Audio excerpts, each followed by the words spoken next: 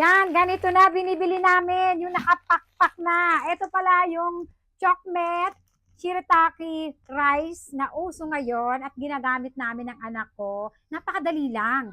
Kasi lalagay mo lang to sa tasa, lagyan mo tubig na mainit, takban mo, and ilang minuto lang meron ka ng healthy na kanin. Mainit, masarap.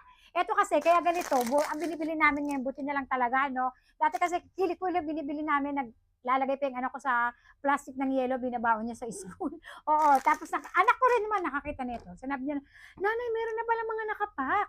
Eto na nga, ganito na lang binibili namin ganyan. Kapag ito na-try niyo, sabihin niyo, mas okay nga naman siya kumpara doon sa mga kilo-kilo. At sa mga hindi pa nakakatry nito, maganda rin to. Kasi nga, pwede kang bumili muna ng dalawa, pwedeng tatlo, ng apat, depende kung ilan yung gusto mong itry lang muna. Di ba nakapak, hindi, kumbaga, hindi masasayang yung pera mo kung sakali hindi mo magustuhan na 1 kilo agad. Pero sure ako na magugustuhan mo to kasi, Mari, ang daming mga magagandang benepisyo ng shirataki rice.